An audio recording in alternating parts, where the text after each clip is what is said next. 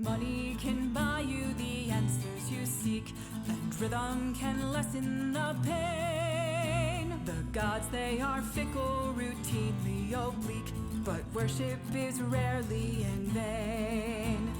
Thella has granted my one true request. The journey is now mine to take. With grays in my hair and aches in my chest, at long last I'm feeling awake. Loves have I lost, and friends have I made, and many hard drinks have I downed. The devil I've crossed, that debt yet unpaid, but to Rowan my soul is bound.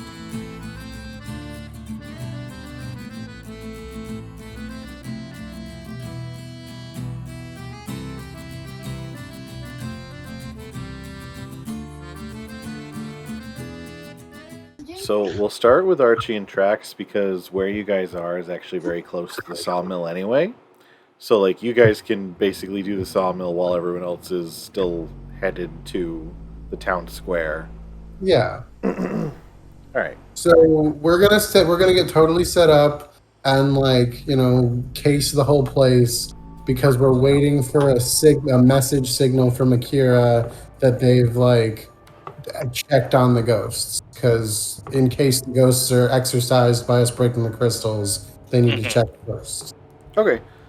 All right. So Archie and Trax, you guys split off with the group once you hit the area of the sawmill, and as the two of you, walk down the long, narrow plateau to where the sawmill is, you walk by your trap, and looking down, you can still see the zombie clot trying to just sort of smash.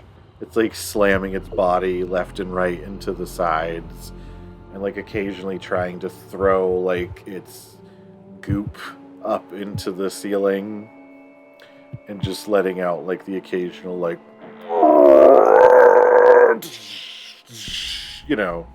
I'm glad it's having a hard day. Yeah. Same here. But with that being said, also, the trap looks like it hasn't actually suffered any damage.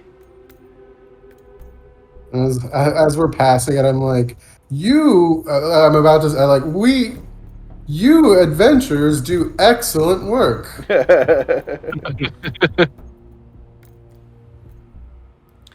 So you guys head into the sawmill. And since we're waiting, I'm gonna use my time to cast Alarm. Oh, okay. Just on the entrance to the place. Yeah, but because Trax is right, and I need to describe my spellcasting more, the way that Guardian Gold casts Alarm is he holds up his large one of his gauntlets and pulls a length of silver wire from his wrist, and as he does it and sets it across his alarm space, it sticks to stuff like Spider-Man webbing. Okay. And as he does it, he just flicks it occasionally, and little gold bells that look that are made of the same kind of display energy that all of my guidance magic and stuff uses just appear along it. Okay. Cool. And then I cut it with my fingertips. Yeah. All right, and then you guys are going to wait until you get any kind of signal from the rest of the party? Mm-hmm. All right. So, for the rest of you, you break off from Archie and Trax around the bridge that leads away from the sawmill. And after, walking for a ways, you end up in what must have been at some point the town square. It's a large cobblestone area with many destroyed buildings, smears of just blood and goo, give you the impression that the town square was probably where, when it wasn't active, the zombie clot rested.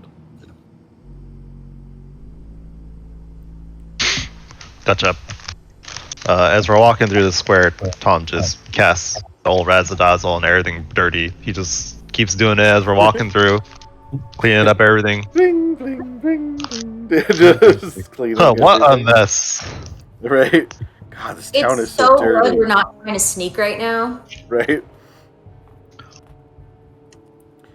And, at the end of the town square, off a little ways away from it, you do see the large, black, gnarled hanging tree.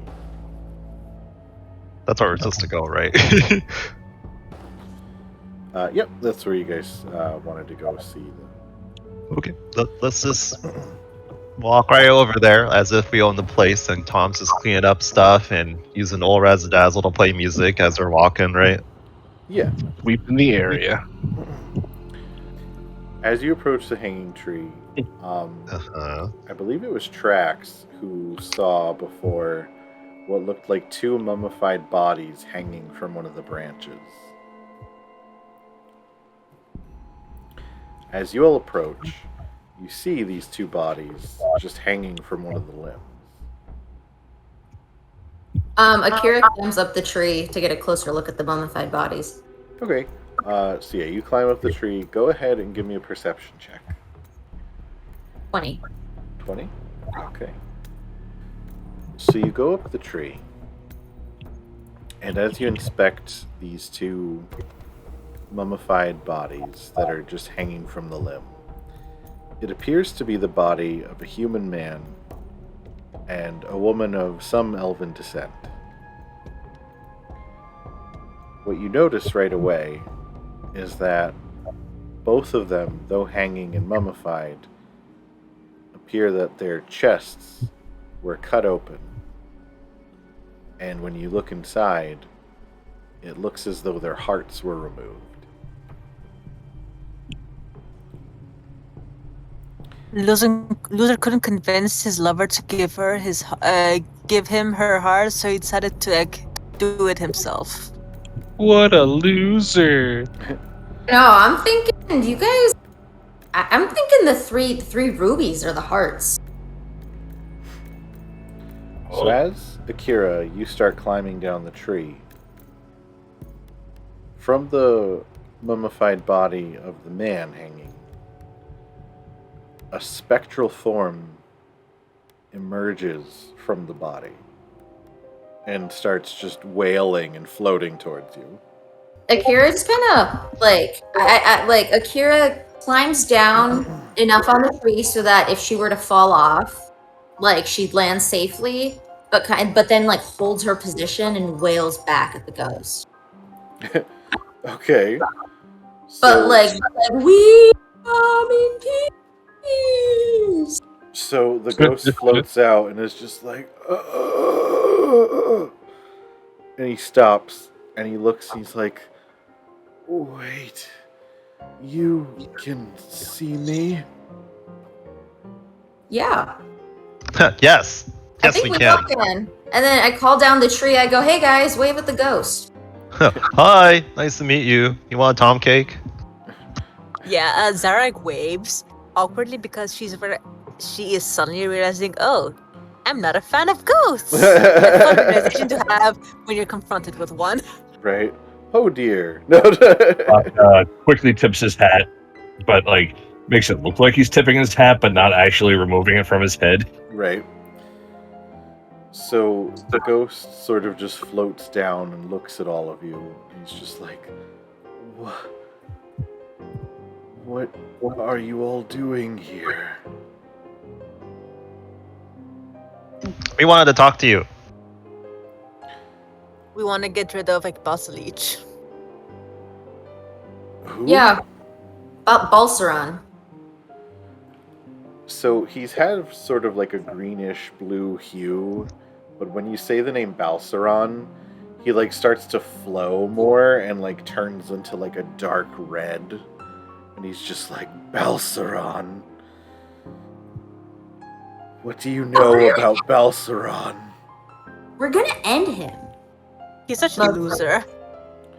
And we're gonna get rid of him. He starts to flow back and like turn into like the greenish blue energy. He's like, you want to, you're going to kill him. Akira nonchalantly is like, yeah, he's done a lot of bad.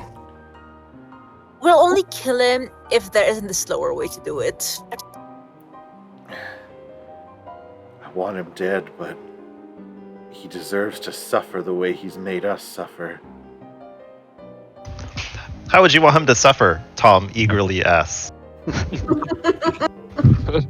Well, Grubach waves the hammer around like we can kneecap him. if I had it my way, I'd do something like what he did to me. Which is? He trapped me. He trapped me. And my precious Jillstein here, where we could never pass on, but could never be together. Okay, really quick side note. That's pretty fucking horrible.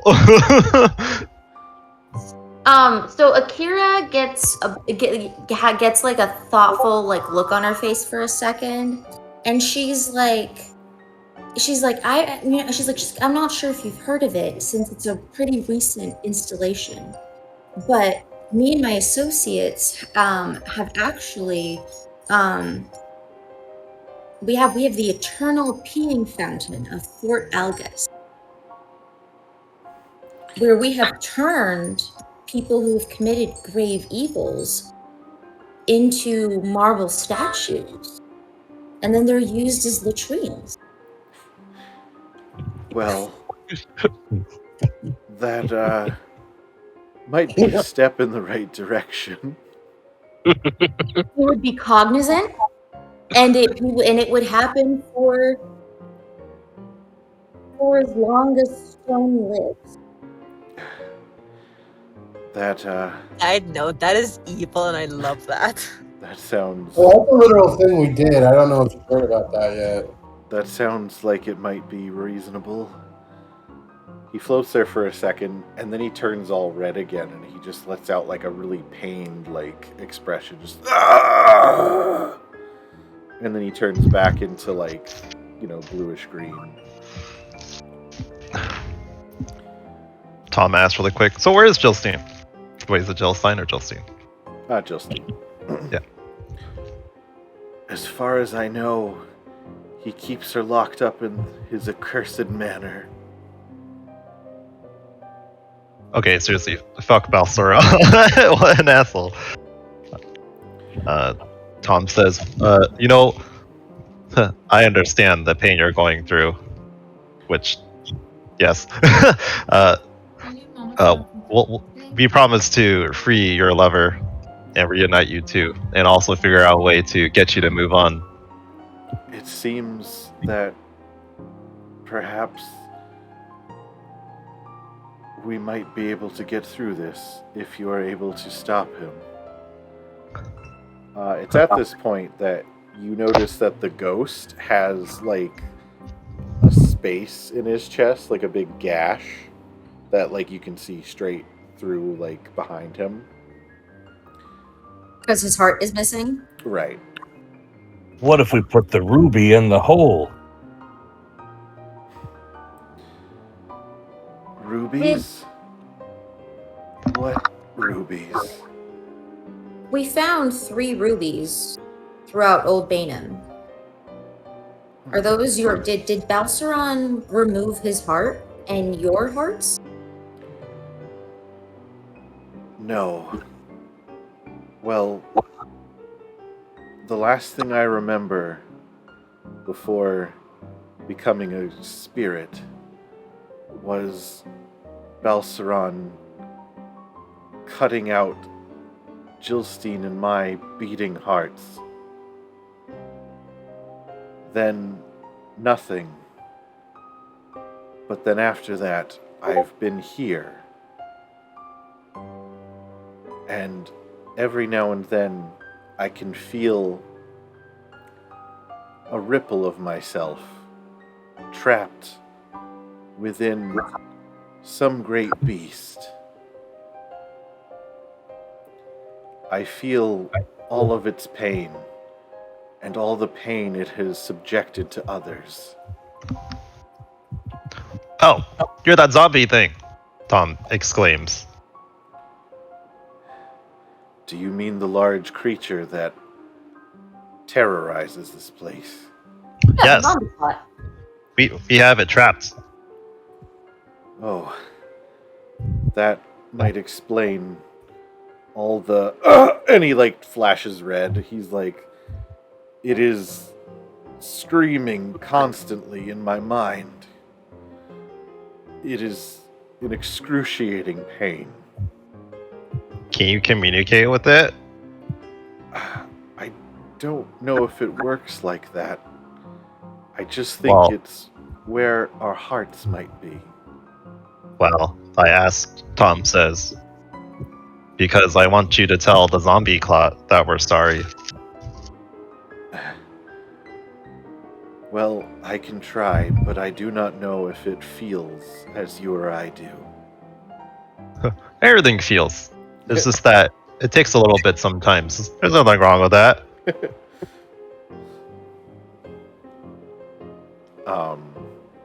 So the spirit just sort of like floats there, and he's just like, well, if it's all the same to you all, I would rather not feel anything any longer. We can help you with that, don't worry. You won't suffer for much longer, Tom says.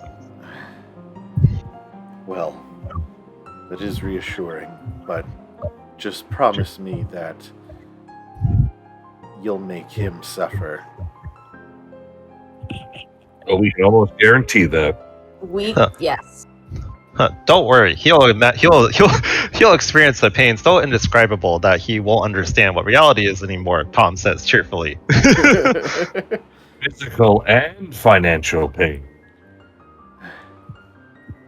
We're going to rob him blind. Well, What's the And word then- when you do it legally for the government? We're going to seize his assets. Well, yeah, that's one, but like there's a term for when the government takes stuff. like repossession Yeah, if they just like take a building or something. or foreclosure. I forgot what it is. It's okay.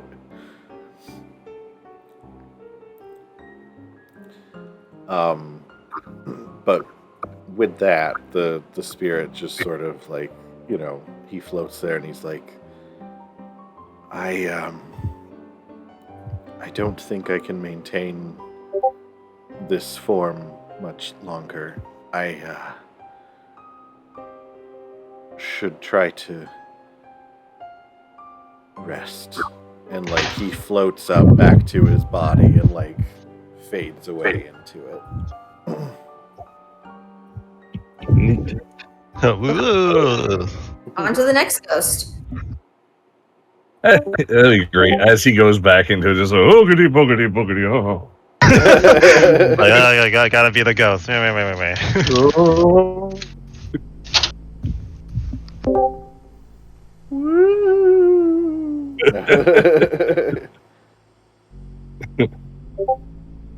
All right.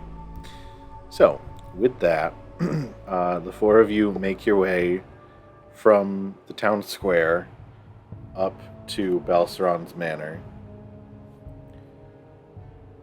And, you know, you guys find that the gate is locked. So you'll have to climb the wall if you want to go inside. You want us to climb over the wall? Up to you. I mean, unless you have another way around it, but so far I think both times you guys have gone to Balceron's manor, you've just hopped the wall. Yeah. Okay, so Hopping the wall sounds good. All right. So if that's what you guys want to do, everyone that's going over the wall, just give me a either athletics or acrobatics. real quick, Tom looks at Baki or Akira or Aki, right? Baki and Aki, and asks, "You just throw me over the wall? I know I'm just not gonna be able to make it. Just throw me over there, please." Next, so Okay. I'm gonna say yes. Yep. You could probably just pick him up. Can I just pick him up and just do a cool stunt with him in the air? Sure. Yeah. Also, side note, really quick. Acrobatics check. What if we both grabbed one of his arms and slingshotted him over? Oh god. Like that. All right, so if you want to do that, you can either one of you do an athletics check with advantage, or you could both do an athletics check. I'll do an athletics check. No, actually, Grabov, go ahead. You're stronger than me. Okay, I'll do one with advantage. You said? Yeah, remember to only add 4 for your strength instead of 5. Oh, can I give him guidance? Yeah, absolutely. All right, guidance it is. Roll a D4 along with that, or 1D4. Okay.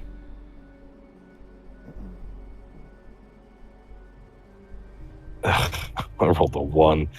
So in total, what I rolled, the highest of the two I rolled was a 25. Uh-huh. 24. 25 with the guidance. Okay. What would that do? Well, it's with advantage. It was with advantage. Oh yeah, that was the 24. I rolled a 24 and a 16. Oh, I thought you said you rolled a 1. Oh no, the 1 was for the D4. Oh, okay. Yeah, no, so together you guys just grab Tom and just throw him straight up in the air over the thing. and he just lands on his feet, just on the other side. I used the momentum of his throw to launch myself over the wall. I did get a nat 20 for acrobatics. Oh, nice. Oh, nice. Yeah, go ahead and you just describe how you parkour over the wall or whatever. Akira does one of those trick flips where it's I think you should use Tom as a grappling hook. Perfect. Okay, that. Tom is a grappling hook, but the Perfect. hook is the ground. Amazing. Perfect. Perfect. I rolled a 20 for athletics. All right, yeah, so you climb right over it. Zara. So I get a 19, Okay. which is probably successful, but okay. I look a bit jealous of Tom because I wish someone could toss him over because climbing is not a fun ordeal, but it's a bit too soon for that. Too early. So again, Zara, you make it, but again, it's really just awkward to watch. The less said about it, the better. Right? We all, out of respect, avert our gaze. You all just look away while she climbs. You can do it. You can do it, Zara. Right? They reassure you, but it just makes you more upset while you're doing it. I promise we I'd rather didn't not see be how weird. acknowledged. We didn't see how weird that looked. I promise. We didn't see how weird it was. She just nods and does not mention that. That does not help. Wait, let's retcon it. Tom and Akira just cast minor illusion, so no one has to see what happens. Aww. There we go. Nice. Not even going to pretend. Not even going to pretend. I'm glad that happened because I'd rather not be perceived in that moment. So Actually, can I try to do it stealthily so no one notices it? sure, give me a stealth roll on top of the.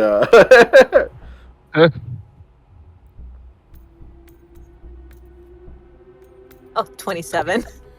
Damn. So we'll say it's not so much you're hiding because you're still just climbing a wall, but it's just that they all turn to their backs with you while you're climbing, so none of them like they said they avert their gaze, so none of them respectfully they don't watch you. As you're jumping over, you're jumping over gracefully, but you ain't seen shit. Either way, Zara just appears on the other side. No comments about how she got there. No comments. You were there the whole time. So with that, you guys go up to the entrance to the manor, and the door is unlocked. So you can just head straight in. Cool, we go right in. Yep. We march right to the crying ghost's room and knock on the door. Okay. So yeah, you guys head upstairs from the main entrance to the stairwell, and go up to the hall.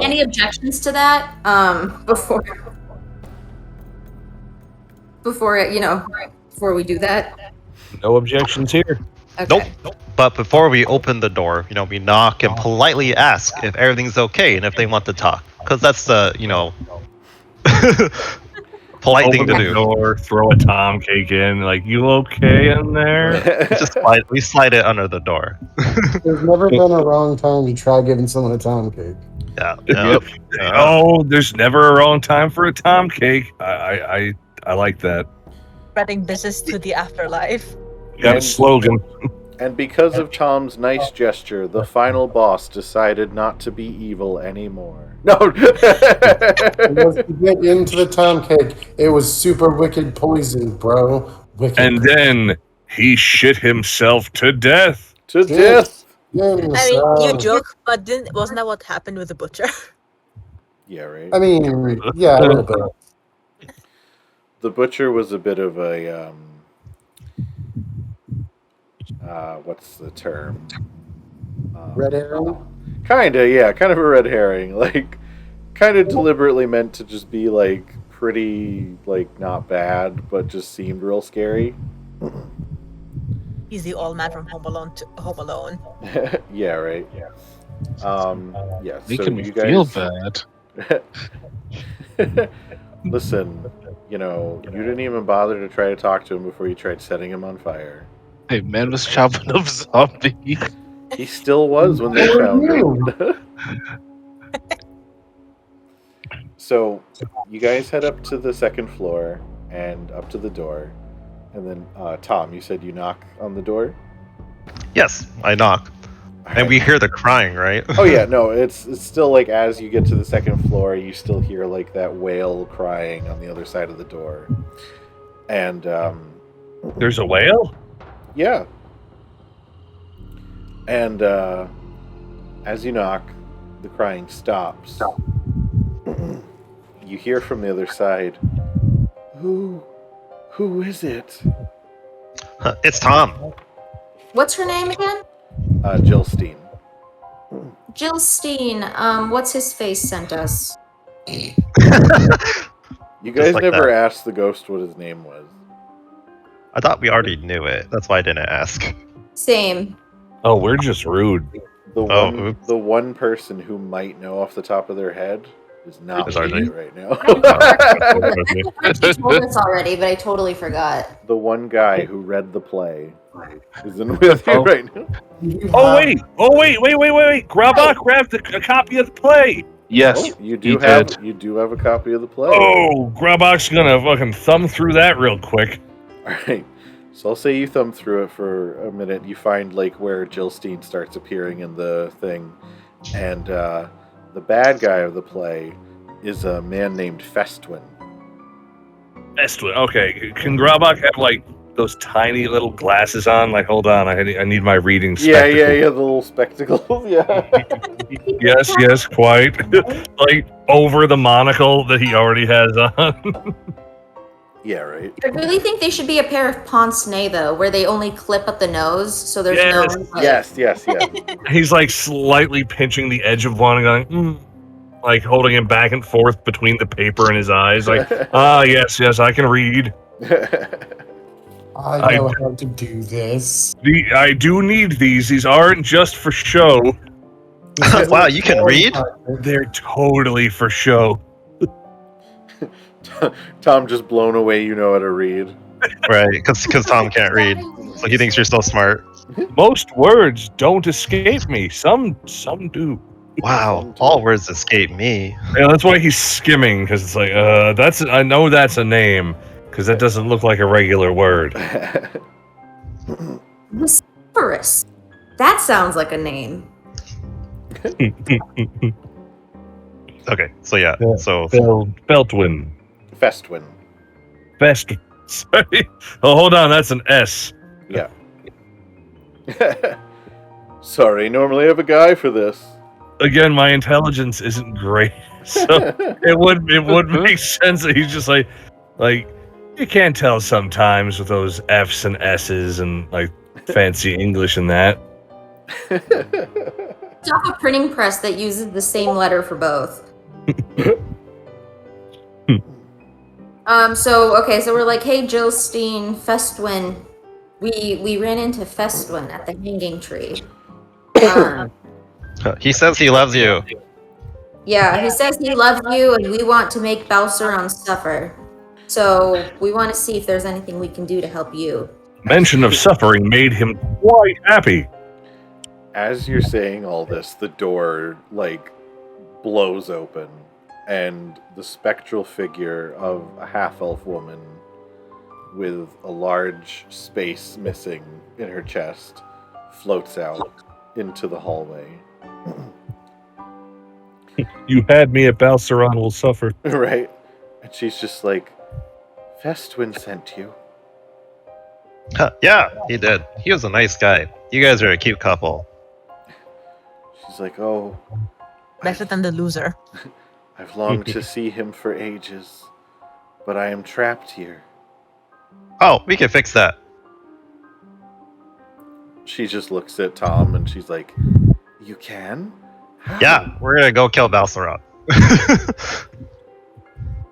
If I could get my hands on him, I would do just awful things to him. No. That's no way for you to act. We'll do awful things to him. We'll be your proxy. Well, You've suffered enough. You've done enough.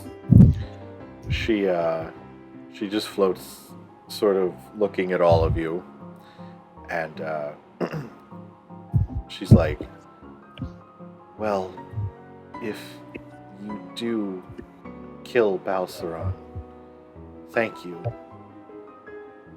I know Festwin has been suffering much worse than I have, but I too wish to pass on. Don't worry, you will. We'll make sure you will. We'll make your bodies whole, too. Ooh, and we can bury your bodies together. Yes, and we'll bury you two together so you can move on together. Volga says that's romantic. Real quick. Akira nods and goes, it is. Tom casts minor illusion on the gash that she has. Okay. So yeah, like it appears whole, and she like looks down and kind of like touches it, and she's just like, well, I know that what he did with our hearts was power some creature. I've never seen it, but I've heard it outside the manor sometimes. Yeah, we captured it. She kind of like, it's funny how like a weird spectral figure just kind of has like a little bit of a double take, like, you know. Yeah, it's over there. You can hear it. Tom points in the direction of the trapped blood clot. She's just like,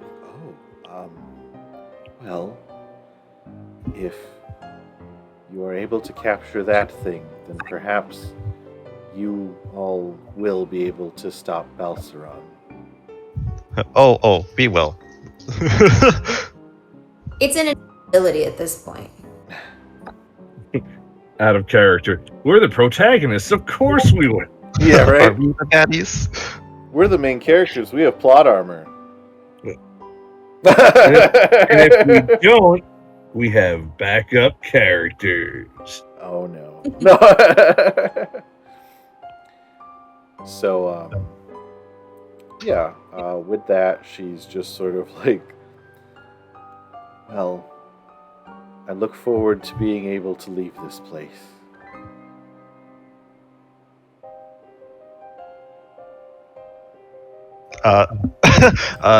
You will very soon. You'll be reunited with your lover. He misses you a lot. He told us all about you. I miss him as well. Is there anything you can tell us about Balceron? Just that he's a spineless, disgusting man. Maybe he's related to Tom. Tom is. Tom's like, yeah, that makes sense. He like noodles around a little bit. I am spineless. Do you have anything that would like throw him off his game if we were to mention it in the middle of a fight so we can get a punch in more easily? I don't know about that, but I can give you this warning. He will do anything and everything in his power to get away if he feels like he doesn't have an upper hand. Oh, don't worry. Did he ever express a fear of shitting himself? I don't believe anyone wants to do that. Do you think he has a fear of being eaten alive by an eldritch horror? I think most people would.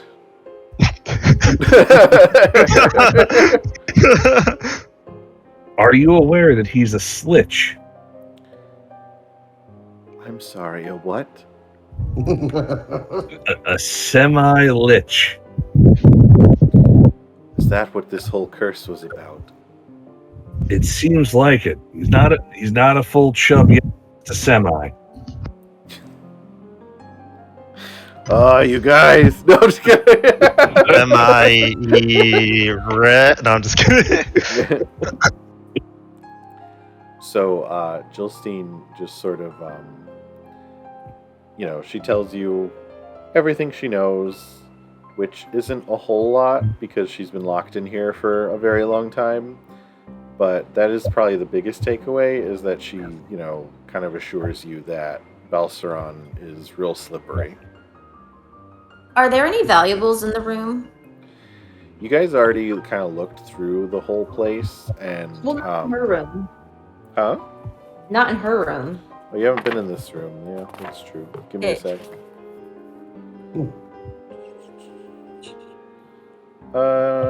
I'll say no. You guys look around the room. It's like, there's a nice bed and like a wardrobe, but it's empty. And that's about it. Okay. In the meantime, like I asked Jostine, instead of like hiding away, partially hidden behind some of the other party members, because of her recently discovered dislike for ghosts. But she does ask so for the short while that you've been with this leech, are there any insecurities, stuff that he doesn't like being brought up, anything that would anything that we could needle him about, cause him to snap? Well, he was a very egotistical man.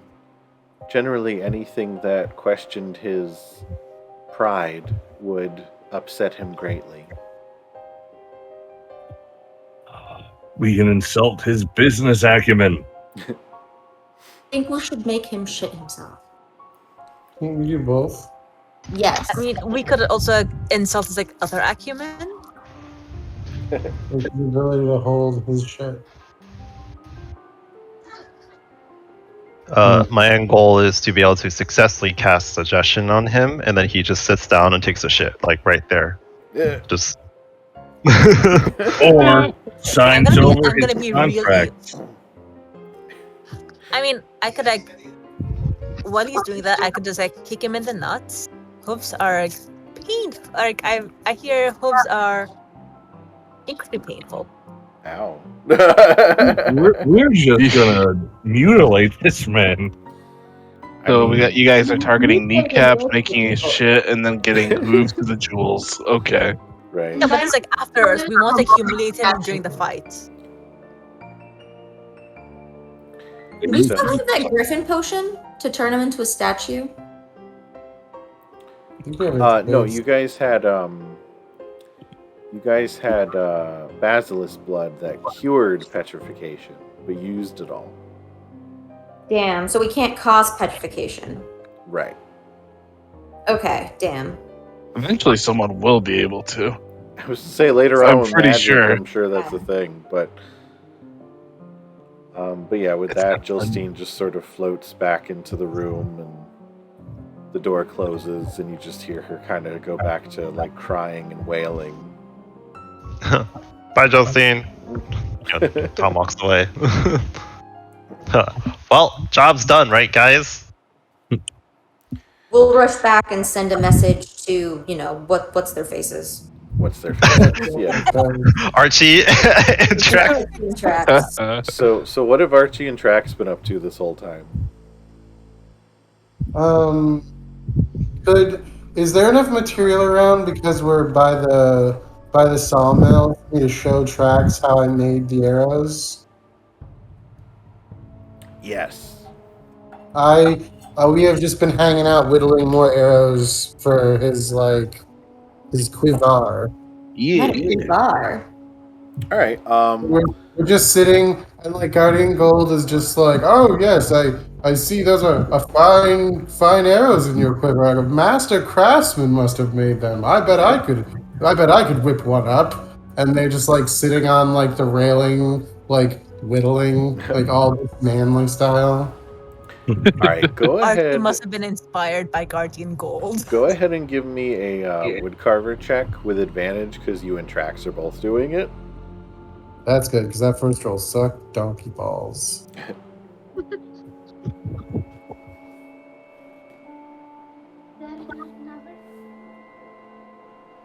Additional tool numbers because I love the way I'm built. All right, it is a 20. 20? Plus I got all my shit put together. All right. Go ahead and roll 2d4.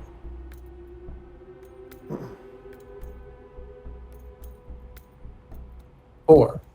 All right. That's how many arrows you make. Awesome. So, Trax, you get 4 more of the Cletwood arrows. Yes. So, while you guys are, that's what you've been doing, waiting for the rest of the party to kind of make their way back to you. Shortly before they arrive at the sawmill, you get a message from Akira, just saying, actually, Akira, what do you send the message? What do you say in the message? Ghost want Balceron dead / suffering for eternity. Winky face. And to be reunited, bodies at tree, hearts in plot. And it's written out like Morse code, so like bodies in tree, stop. Hearts in plot, stop. Yeah.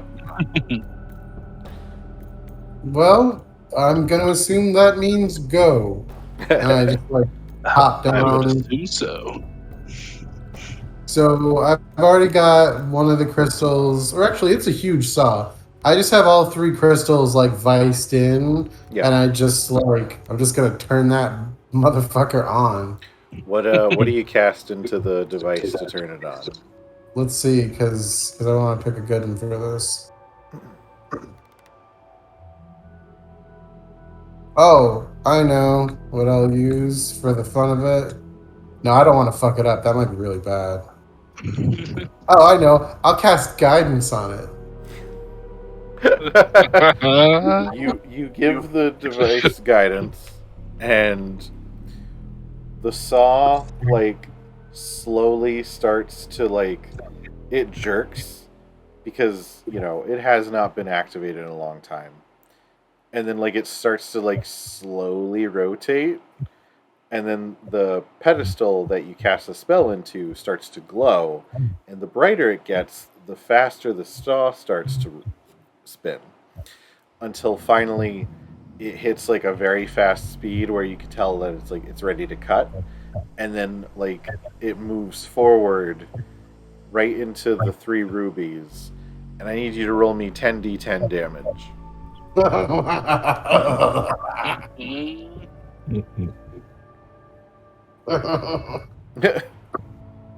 60 damage. Nice. So as the saw goes over the rubies, there's a second where it looks like the rubies are resisting the blade, and then the blade flashes with arcane energy and just cracks through them like a fucking food processor crushing ice. Just Yes. as the rest of you are approaching the sawmill, and you're heading up the path right up to the building, as the rubies are destroyed, a pulse of red energy just flies past you guys. And also inside the sawmill, the pulse, shoots out from where the rubies were. Outside, you see as Bainham's been incredibly just like dark, dreary, overcast, rainy, just pretty much every single day. And you guys have been here for like a month, right? As the red pulse kind of blows out, for the first time since you've been in Bainham, the cloud cover dissipates, and it's just a clear blue sky. My eyes. Right, yeah. Trax immediately hates it because it hurts his eyes. He's been for such a long time. Right, he's so used to it now that like suddenly it's bright and he's just like, ah. Oh my god, I just had an image of Trax as Edward Cullen in Forks, Washington. Getting into the sunlight and being like, this is why I hide, Bella. My eyes. Trax sparkles like diamonds. Do Trax have sunglasses yet? No. No. So what I'm gonna do is I'm just gonna touch the lenses on my night vision, on my dark vision goggles, and shade them with my magical tinkering to make them into temporary light vision goggles. Light vision goggles. Yeah, I just give them tinted lenses. All right. So yeah, you pass those over to Trax.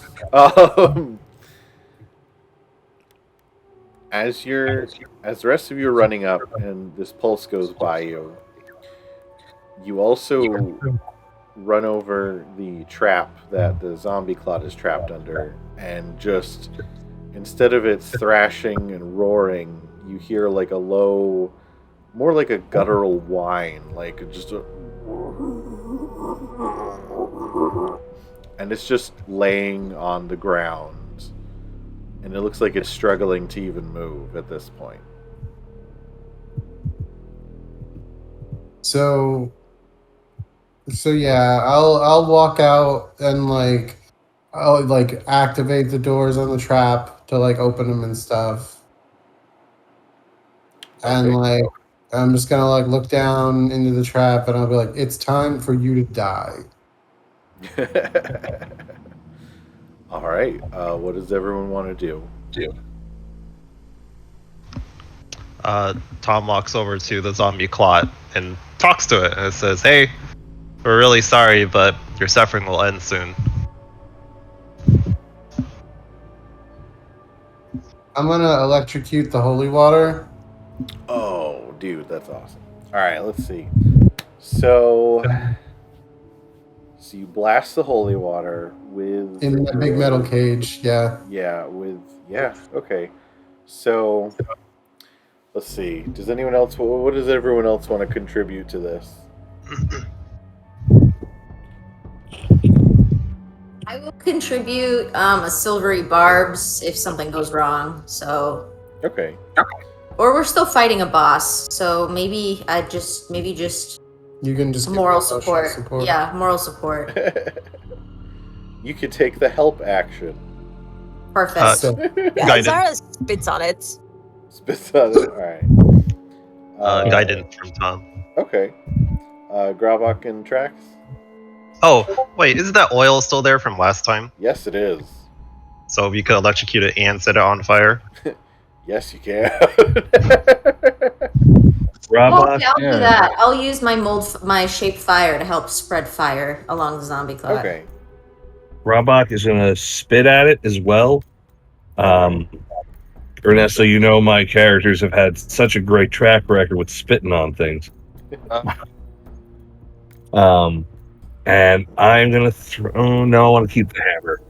I'm gonna throw my javelin at it. Do you have another one? Because your one's still sticking. Oh no, it's still in there. Shoot, I gotta get that javelin back. In there. I'm gonna pass him one of my holy javelins. Ooh, yeah. Okay. Oh, nice. Would it be safe for me to go get my javelin? We can just mage hand it out. Maybe not at the moment. The idea of Grabak just jumping in there and yanking it out. Right. Just climbing up on my. I'm sorry, I need this back. It was my dad's. Only if I don't give it back. I think if you guys are gonna spit on it, you should put some holy water in your mouth first. Oh. So then you spitting on it is like holy water spit, and it causes damage. Where's that nun when you need her? She could bless our spit. We've got apparently. Trax has 3.5 pounds of Yeah, holy I got holy water. I think Oh, he can spare a couple sips. Yeah, let me get a sip of that and spit it up. All right. So, Trax, did you add anything? Oh, I just drink and salute it. All right. So, as you guys all do this, and Archie blasts his lightning laser down into the holy water, you just see the electric spark through the water ripple through the body of the zombie clot, and as the sparks and electricity shoot through it, the oil catches fire, and it starts just kind of like flailing, trying to get away, but there's nowhere for it to go. And just after a few moments, the thing collapses and does not get back up.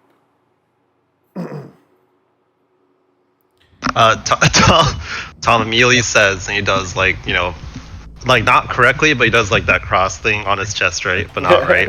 And he says, "Crackers to crapples, crackers to crackers, crumbs to crumbs." Oh, I totally forgot to do something. Could I like run back to the tree, cut the bodies down, and put them in this hole with the clot? I'll say we won't do that because that would take a bit of time to have done, Okay. But as you guys are watching this, the clot starts to like sort of crumble apart, like as all the curse, is gone. Seems to be maybe what was holding it all together, and so now it's just a massive pile of like undead bodies and like this gross fleshy goo that just kind of mushes it all together. But as parts of it crumble, there's like a slight red glow coming from inside where its like chest is, and as that crumbles apart, you see an opening, and inside you see a small mummified black object in the center of the clot's body. The lover's hearts. I jump into the hole. It might be better to mage hand the hole's full space. The mage hand, the hearts out of the hole. All right. I jump up and down as I mage hand. Right. So yeah, Akira, you mage hand the object out of the pit, and it floats up to you guys. And as you see it, it is 2 hearts stitched together and mummified with what seems to be strange little like runes like carved into it. Okay, I have a question, and it's definitely me asking you to let me bend a rule on a spell, but I think you'll agree that it's worthwhile. What's that? Can I use Hue, which normally only works on wood and stone, to perfectly cut these hearts away from each other, and like with like my magical like superhero chop? Yeah. Okay, so I'm gonna hue these and like separate them back into 2 hearts that can be like properly put in the bodies they belong to. Okay. How will we know which one's which? I can identify them. See if that does it. I'd say, do you guys want to give me like a medicine check? It has Festwin's name on it. Pretty good medicine. Yeah, do you want to give me a medicine check? Sure. Did I get guidance? Yeah, of course. I got a nat 20 on medicine. Oh, there you go. Oh, nice. Well, it's an 18 because I have a -2 bonus, but it's got a nat 20. But it's a nat 20. Grubbock's eyes roll to the back of his head, and he says something medically intelligent. Yeah, right. And it's like, what happened? I blacked out. So Archie, you cast Hue, and it severs the sutures that are holding these 2 hearts together. And then as you're holding the one in each hand, Grabak walks over and he's just like, well, this one's the human one because it has 4 valves. Our golden. Oh, wow. That would make looked sense for down. Grabot to know hearts because of the fighting pits. You've seen a disemboweled person or two in your day, I've seen a heart or two. I know I have. right? For reasons that no one would even begin to suspect, Golden Guardian does not even look down. He's just nods and is like, "Yes, of course." Akira picks up both hearts and just tucks them into the inner part of her jacket. All right. So you just got the heart boobs now. Huh? Yeah, why not? Like, So, Tom uses Mage Hand to grab the javelin for Grabak. Yeah. Nice. All right. So yeah, Grabak, you can re-add your javelin back to your inventory. Nice. Welcome back, baby. You're like, I told you I'd get it back. Oh, Father will not kill me now. Fantastic.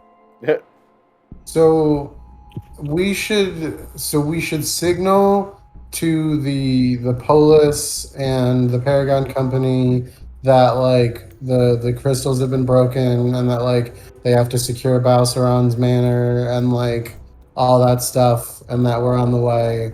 And then we should like run and deal with the hanging tree corpses real quick because we promised, I guess. Yeah, promise is a promise.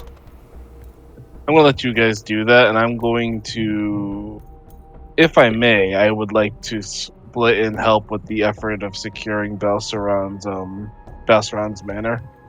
Or at least head over there, like right now. Totally not in a conspicuous way, so he doesn't get spooked. I mean, just because like it's obvious that he knows something's up because suddenly my eyes burned because there was Well, I mean, sunlight. like, I don't know exactly how they've got it planned, but we've already definitely set up a certain amount of organization with like the Hand of the Polis to like keep pedestrians and shit safe and everything. And Right. you're on good terms with them, so it makes sense to go start coordinating our efforts. So that's Plus, where I'm gonna go because I don't think I can. That is, we Because got. I we don't got- think I can really contribute anything for this bit here. So Okay. So we'll say Zara goes to tracks then because she's out for a little bit. It would make sense for Grabot to go too, since he's not like ghost savvy. Yeah, if you guys want to do that, split the party in 2 groups. Yeah, and Okay. Grabot, since he has the relationship with the Hand of the Polis, he Right. can go like coordinate. Right. do our thing. Okay. So He can get like he can get like Thurgus and all them too. right. So Trax, Grabak, and Zara, they take off back into the town to see what might be going on because, like you said, something's probably going on. And then Archie, Akira, and Tom, you guys head back to the tree. And, hanging from the tree are the 2 mummified bodies. I can climb up and you can cut them down. Okay. Yeah, so yeah. And they should be light enough that I can carry them down pretty easily. If you drop them, well, actually, let me go and cut them down because I think you'd be better at catching them than I would. Okay. Right? Does that make sense stat-wise? I don't know. What are the stats used for catching a corpse? I might make it just a regular dex check. I think, yeah, Akira's better at that than I am. So I'll go up. I'll just go up and just cut them with like a knife, Yeah. something on my toolkit. Yeah, so go ahead, Akira, and give me like just a general dexterity check. I'll give her guidance before I go up. Okay. While Tom isn't paying attention. 14. Well, Tom isn't paying attention. I just open my visor really quick and just kiss Akira on the cheek and then close it. Tom's like, "What was that?" What was that? Yeah. I heard a loud smacking noise. So they're just two. You're standing right under them. It's not difficult, so you're able to catch the two of them, Akira. Them smooching. No, the bodies. Them smooching the bodies. No, I'm just kidding. I'm Oh. fucking sorry. Oh my! Tom, I knew you were an Eldritch Horror, but I didn't know you'd be into necromancy. Right. Tom's like, don't Yeah, kink yeah. shame me. No king shame, yeah. Yeah, no king shame me. Okay, so we got the bodies. Yep. So you should put the hearts back in, and then I will deliver funerary rites. All right. So, as you put the hearts back into the bodies, the two bodies, there's like a moment where you guys aren't sure anything is happening, and then the spirit of Festuin rises up out of his body, and he just floats there for a second, and he's just like, I can feel it. I'm free. And then a moment later, out of Jillstein's body, her spirit rises. And the two of them see each other and just like float over and just embrace each other. Tom starts crying. It's so beautiful. The two of them, they do like that hug, but because their ghosts are like spinning in the air, And yeah, it's romantic as shit. We get it. Yeah. There is not a dry eye around. There's not a dry eye in the theater. No. Tom's cutting onions like right then and there to make up an excuse. Yeah. Right. This story would make a good play. And the two of them kind of look at you guys, and they're just like, we can feel that he's still there, but it seems that the curse itself is broken. Whatever hold he had over this place is already beginning to fade. I'm gonna like bow to them because I really haven't interacted with either of them before, and just be like, is there anything that you need from us before you go, or anything you can offer us? Jillstein just reminds you more or less what she said earlier about him being real, like, slimy. And then Festuin is just like, I don't know if there's anything else we can offer you, but you've done more than enough for us. If you are ready to move on, we'll offer up the traditional Centellan funeral rites and give you a quick but honorable burial and funeral. They both like look and nod. And I gesture to Thomas, and I'm like, Thomas, Yes. would you create a bonfire for me? Just anywhere? On these two, if you don't mind. Like on them? You want me to set the ghosts on fire? Put their corpses. Okay. Tom immediately creates bonfire on the corpses. He's like, anything else? No, that's fine. Just hold it. And as he's doing that, I ask Akira, if you would please spread the body, like concentrate it on the bodies. That happens. And then I deliver like the appropriate like funerary rites as the bodies like are turned to real fast ash from the combined, bunch of shit. And like as their bodies are starting to burn, the two of them kind of smile and say thank you, and just slowly fade away.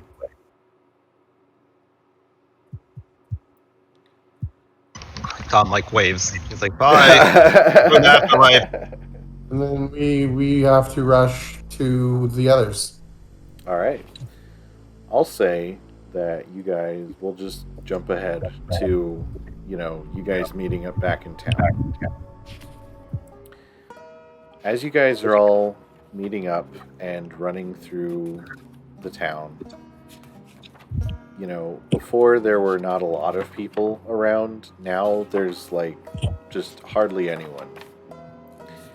And the hand and the Centellans that have arrived, and as well as the group of Paragon Company,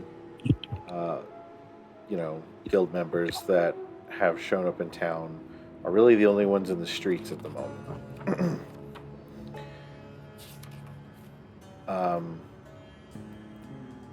Trax and Grabak and Zara end up, you guys find Captain Kosh sort of with a pretty large group of the Hand, not too far away from Balceron's manor.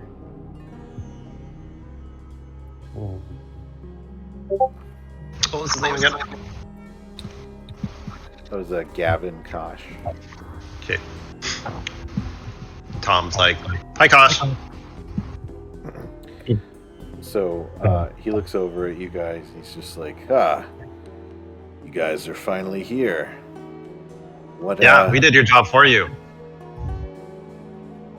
Yeah, I'm gonna ignore that given the severity of the situation.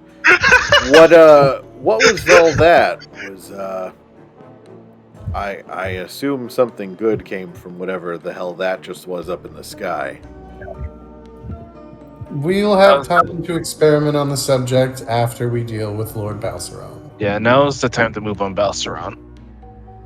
All right. He turns around to all the other guards, and he's just like, "All right, men, this is what we're here to do. We're gonna take him in, if we can. It's unfortunately not in our jurisdiction. We're just here to help the Paragon Company. If they decide we're gonna arrest him, we're gonna arrest him. If things go to shit, then they're gonna take care of it. We're gonna murderize him. Let's burn his house down too. Not before we take everything in it.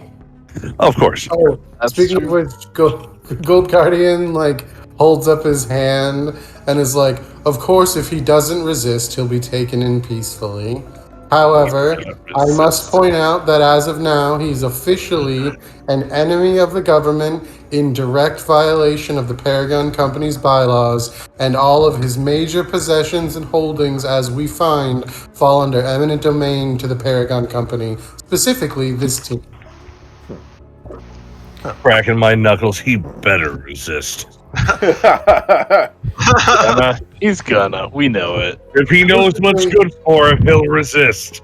Basically, I'm citing the same thing that got us our last mansion on this mansion. Right. So, all right. As you guys are kind of moving into position and everything, you hear someone off in the distance kind of point, and It's a loud point. yeah, you hear them point. No, you hear someone yell, and you look up and see a young silver-scaled dragonborn pointing kind of behind the manor, and he's just like, "We've got company!" And you look and see just dozens and dozens of undead pouring out from behind Balceron's manor. So that's where all the townspeople went. That's pretty awful. So,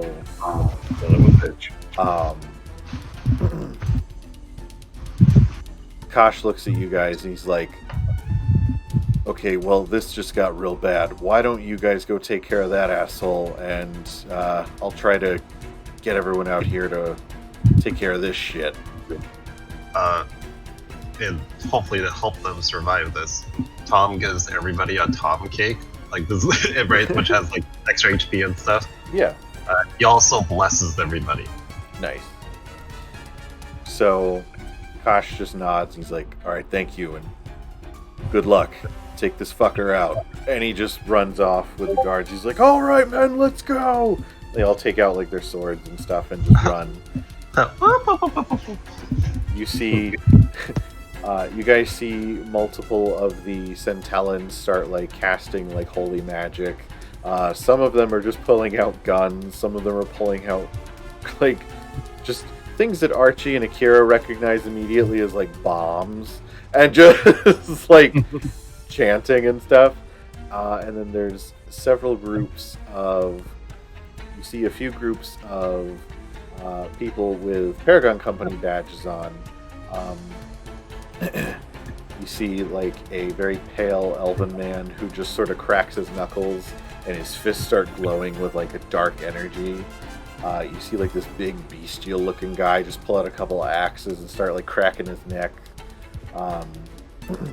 You see like a very pale, like pink haired, almost like a princess looking girl, and everyone kind of looks at her and she nods and then turns into like a giant horrifying wolf with like a very overly large mouth that just runs off into the crowd of zombies. And then multiple casters just start shooting like varying fire or ice magic into the crowd of zombies. And yeah, Balceron's manor is right in front of you. The doors open. What do you guys do? Alright, we've reached the end of another episode. I'd like to thank my players for being such a fun group to play with. At Cactus Toad on Instagram, who made our character art. At Alpha A for helping with the intro video. Will Savino and his tracks from Music D20. And Burrowbound, link in the description below. And thank you if you made it this far. If you enjoyed this video, please give it a like, leave a comment, and consider subscribing. Thanks for watching, and we'll see you next time in the Paragon Company.